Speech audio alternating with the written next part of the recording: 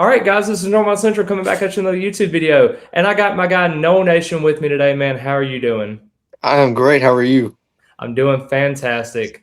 And I just had a video yesterday with Plant the Spear. We kind of previewed the 2026 season. This isn't exactly what we're kind of talking about today, as I think we're going to kind of get into that a little bit later next week when, the actual game week starts. Me and Nole Nation will kind of break down some stuff as well. But I think this is going to be an excellent opportunity to talk about basically a big development that you saw from Mike Norvell today. And yeah, the interview was about 17 minutes long where he talked with the media, and I get it. There's a lot of uhs, and it was a lot of coach speak.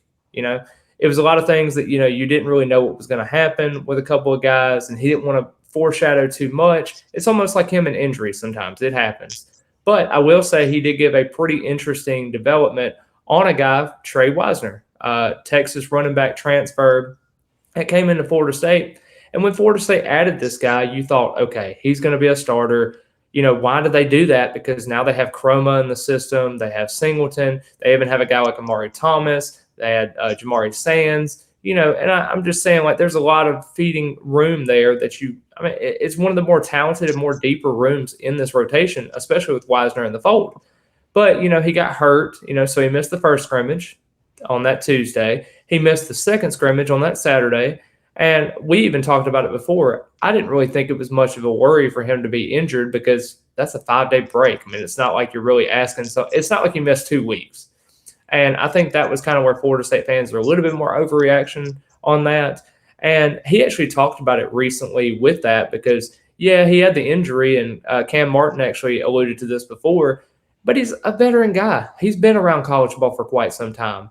And this is a guy that averaged, and had 1,600 yards in 2 years at Texas, had 1,000 yards in 24, had about 650 in 25.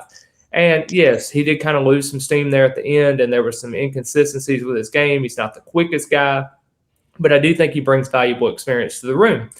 The other part of it is like, okay, Chroma had, about 400 yards, no rushing touchdowns, had about 160 yards receiving, a receiving touchdown. He did okay, but he had 72 carries. This isn't a guy that that had a lot of carries last year. He only had 2 games where he had over double-digit carries. And to have a year 1 to year 2 jump, that's expecting a little too much. You can't really expect too much. I mean, because this is a guy that, while he is very talented, you really don't know what he has. I think that's a common theme for a lot of this roster. But I want to kind of get your first opinion on, okay, Trey Weisner's back at practice. He's kind of feeling himself out. How do you think that's going to impact, and what kind of impact do you think that's going to have on this rotation that is already kind of deep as it is? Yeah, I mean, I still I'm going with my prediction. Obviously, Chroma starting. I think you've heard a lot about him. The media is raving about him. Yeah. The fan base seems to really enjoy him. But Weisner is kind of a guy that I was watching some of his highlights when he had transferred, and he has very good eye. Like, he has very good vision when he's running that football. And I think that's one of the things that sticks out to me about him is he is really, really. He's probably not going to be your quickest guy. He's not going to have like your Mekhi Danzy speed, but he's got really, really good vision with him. So I think that's awesome to see him back at practice. 1,000%. And I think that kind of reminds me, because you said something about his vision and ball carrier vision that he has, finding those holes. And while we do say the offensive line is going to probably take a step back from last year, you need to find those holes. When the offensive line gives you those opportunities, you need to take advantage of it. And that almost reminds me of a guy like Treshaun Ward from a couple of years ago. Obviously, he went to Boston College and even beat Florida State with Thomas Castellanos back in 24. But, during that 22 season, we had a 3-headed monster. We had Trey Benson, we had Lawrance Toafili, and then we had Treshaun Ward. And Treshaun Ward, in that final season at Florida State, he had 95 carries, 628 yards, and 7 touchdowns.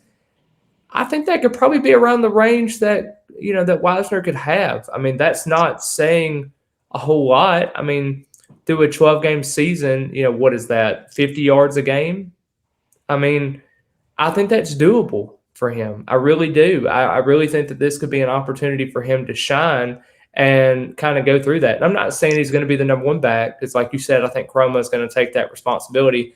I think he could have Chroma could have about 40, 45% of the snaps. maybe Singleton maybe having like 25%, and maybe, the other 25% maybe going to Weisner, maybe a little bit lower. Maybe Chroma gets a little more of the volume, but I think it's going to kind of come down to the fact of, okay, Singleton's playing running back. They really like him as that second string running back, or at least a tandem to kind of be with a Chroma.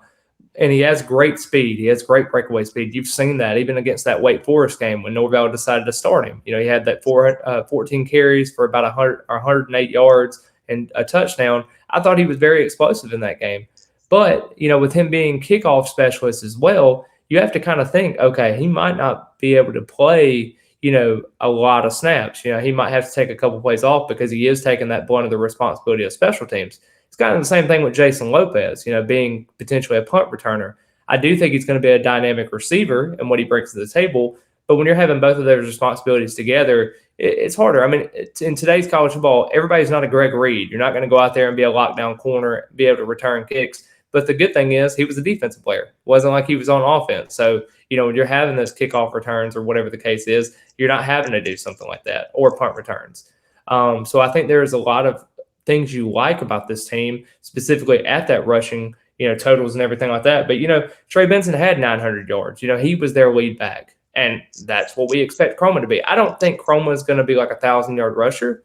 He may be 700, 800 yards. I don't know if Mike Norvell is going to necessarily have that quote-unquote bell cow. But the thing of the matter is you have a Cam Martin who has produced 4 straight 1,000-yard rushers.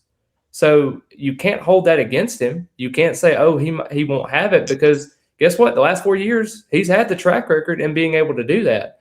So I just wonder, do you think that Chroma is going to take that next jump? Are you buying into the hype? Because I get it. Florida State fans are kind of numb to the pain of hype, and they don't want to hear about it. They want to see it. They want to see results. Do you think Chroma can actually be able to do that this year? Absolutely. I'm going to go back to another running back that we had that didn't really have as much hype as Chroma, but he was very similar. Yeah. Roydell Williams, the Alabama transfer. Oh, gosh, people would love to hear that comment. Kind of he's the same type of running back. Yeah, Chroma's a power back. It's not like he's, he has Sam Singleton speed. Yeah. They're going to probably use him more at like goal line, third and short situations. Yeah. Not comparing him, because I hope he is better than Roydell Williams. If not, we have a problem. Yeah. We probably need the Roydell Williams 4th and 2 run against Alabama type of Roydell Williams. We don't need to have like the Roydell Williams for the rest of the year that had like 20 carries for like 57 yards. Well, you were bringing up former running back, so I try to make a pretty accurate comparison with Chroma. But yeah, he's more of your power back. I think you're going to use him short yardage. You may use him at touch, in the red zone. But yeah. Yeah, I am excited to see how this rotation goes, because last year you saw Gavin Sawchuk, just for example. He had 109 carries, 486 yards, and 8 touchdowns. And while that is solid, and Castellanos did have over 500 yards as a quarterback rushing the football, you had dynamic, rushing yard totals in terms of last year. You had over 200 yards. You ranked inside the top 30 in terms of rushing yards per game. It didn't matter, though, because you didn't have a passing attack that was consistent enough to do that, because teams were basically just bottling you up after a couple of drives and like, all right, we're going to force you to throw the football. And if you can't throw the football across the middle of the field, guess what happens? We're going to be able to stop that. And, there wasn't many like slant plays. There wasn't screens. There wasn't anything like that. It was just like, all right, Tommy, let's throw a deep pass to Deuce and see what happens. And unfortunately, it didn't really turn out in their favor. He was able to use his legs at certain times. I wish he would have used it more, kind of like he did against Alabama. But I think once he kind of had that ankle injury, you were kind of like, okay, we're kind of screwed here if he's not able to really use his legs. And I think after that second game, he had 120 yards maybe, because I think he had 75 yards rushing against Alabama. So really when you look at it and you factor all that in, that isn't really an impressive rushing stat considering what it is. And this offensive line I thought was very good last year at times, and they were able to push people out of the way, especially against like a Wake Forest, for example, when we talked about Sam Singleton's rushing totals. Alabama, of course, you had a really big game there, East Texas A&M, teams you're supposed to beat. But it just seems like when you got to the nitty gritty of like playing the Florida and playing, the Clemsons and other teams like that, which I think there were a couple games you should have won last year. Not necessarily Florida because you got boat raced. But I think there was a lot of times in the game management side of things where you were just like, okay, this rushing total is great and all, but like your passing game was so bad that it can't keep it really respectable. Do you think that if they're able to use that same strategy this year, like establishing the run early and often, do you think Ashton Daniels can do enough to keep this rushing attack going and being more consistent? Well, I was watching your video yesterday with Planting the Spear, and I noticed he had said something kind of along the same lines of if this offensive line can be very similar to where it was last year, and you can see Daniels take more of a running, approach to things, you may have a really, really solid offense. And I kind of agree with that because, it seems like we do really well with mobile quarterbacks. Daniels is mobile. He's a heavier mobile quarterback. But, and then you talk about the running backs too. That's going to factor in. So you really just hoping that O-line can live up to at least what it was or maybe even better than last year. Yeah, and you have guys like Nate Paps, who he talked about one of the more versatile guys in this rotation, one of the more ones that he was really excited about. Now, do you know where he's going to be at? They like him more at guard than they do at tackle. I think he's more serviceable as a guard as well. I mean, I like Chaplin. I think Chaplin's one of your surefire starters at left tackle. They really like Braden Joyner, even though they really do like Sandman Thompson as well. I think Sandman Thompson's a little bit more younger at this point. They want to get more of a year of experience with him. And Andre Otto and Paul Bowling are kind of battling their spots and everything. But once you get that offensive line solidified, and I think they pretty much know what they're going to have in their offensive line, I don't think it's really much of a shock. If Paul Bowling's kind of coming in at the last second and they're bringing him up a little bit more than what he should, it should probably tell you something. That probably tells you Andre Otto probably lost a little bit on the race, probably going to go along with Paul Bowling and still have Andre Otto in the mix. But it just seems like with this rushing attack for Florida State, if you're wanting to do some of the things that Norvell does, bringing in tight ends to be able to block down the field, utilizing those tight ends down the field in passing attacks, and then also catering to an Ashton Daniels strength where it's an RPO situation, I think that could really do wonders for this Florida State team because if you're basing it off of the strength of RPO and basically being able to say, okay, we're going to run the football, but we might be able to pull it and throw a slant to deuce, or maybe we might sneak past the defense and throw you with a play action and throw it deep down the field. Norvell talks about it all the time about taking shots down the field, and Ashton Daniels has not been afraid to do that. But he's also had these moments where you're like, crap, man, why are you doing that? Why are you throwing this? And I mean, that's one of those moments that Norvell had talked about before in practice where he was like, I had to tell him, yeah, that's not good. It's not a good thing. That's not a good result. And he's got to get those out of his head because the 24 interceptions, some of those were boneheaded plays. So really, when you have this rushing attack as it is, obviously teams are going to be stepping up. They're going to get more line pressure, and they're going to get more linebackers come up in space and everything, crowd the box, maybe 8 or 9 in the box, and force Deuce Robinson and other receivers like that to step up. And obviously, if you're not able to do that, this rushing attack can only be as good as that happens either.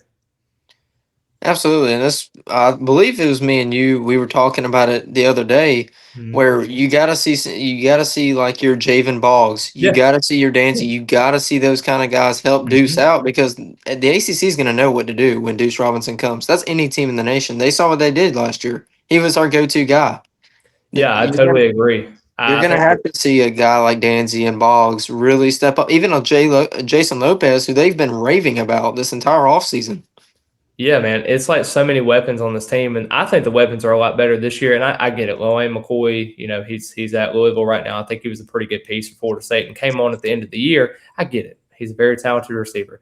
But, even with the Randy Pittman, I'm not saying this tight end group is fantastic. It's probably I think it is worse than last year, but I don't think it's bad. I think it's very average, just give or take. I think, to be really honest with you, I don't think these guys can block very well. But I do think Riles and Thomas and Lofton, they're pretty decent receivers. And even if you bring in a guy like Gelsey, who's a bigger body, I don't think he plays at the tight end position, but, he's a pretty good receiver. And I think that when you bring those types of skill sets into your room, you're able to get those guys that are committed to blocking. And, you even talked about Jason Lopez, for example. Norvell even talked about he's kind of impressed because he was able to kind of block down the field too.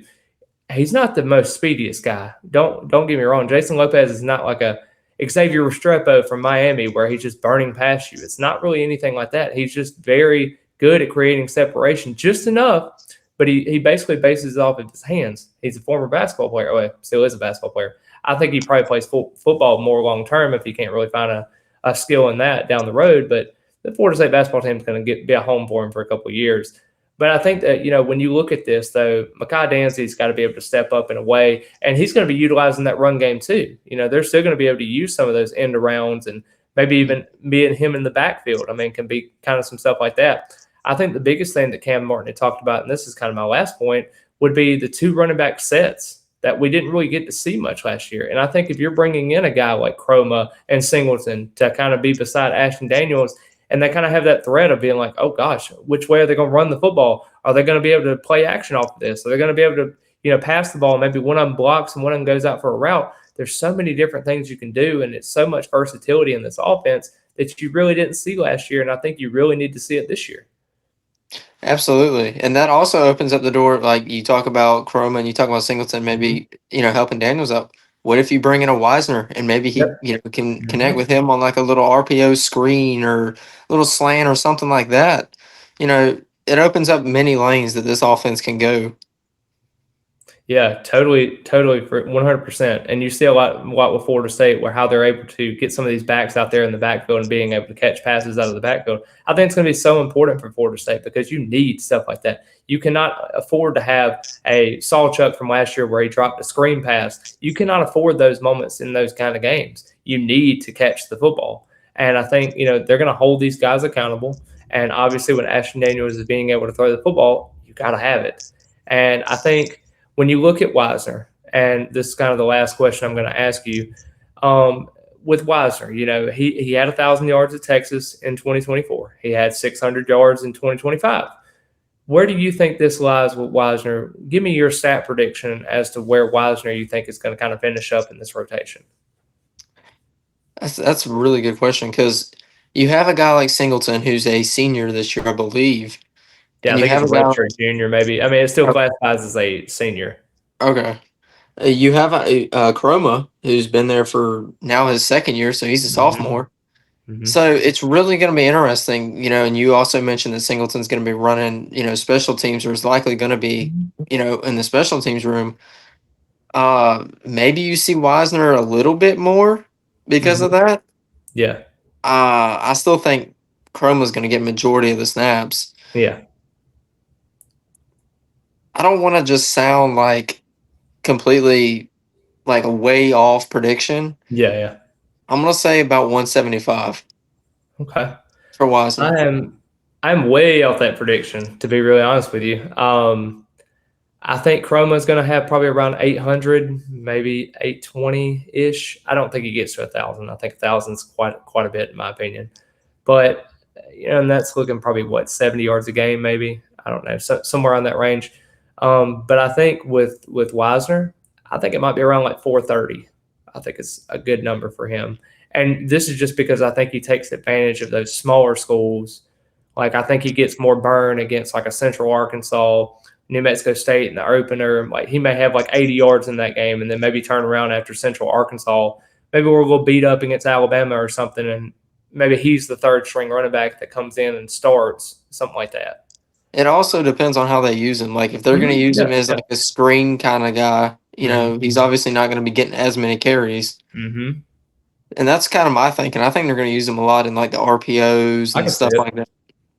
Yeah, no doubt. I think this running back room is very exciting. It's one of the deeper rooms on this team. I'm super excited to see what Florida State does in terms of that because I know Norvell loves to use his running backs. He loves to use his tight ends. He loves to have the short passing game, being able to make it easier for his quarterbacks to hopefully be able to kind of throw it down the field and be able to kind of be a threat to opposing defenses. But super excited to see how this backfield plays out. But Nole Nation, I really appreciate you coming on today. It was great. It's always great to have you on and just having another conversation about this running back room, about this team. Man, we are so close to the start of Florida State football. I'm super excited. I know everyone is kind of gearing up slowly but surely. Go subscribe. or go follow his channel. Follow him. I mean, he's doing a great job with some Florida State content. We are getting closer and closer. I'm going to be revealing my projected depth charts probably on Saturday. I'm going to do a record prediction on Sunday, and then I'll have some other content as we go. Still working on my website, though, nolesintel.com. And I really do appreciate all the love and support from all my followers, all my subscribers. Be sure to like the video, subscribe to the channel, and as always, go Noles. Go Noles.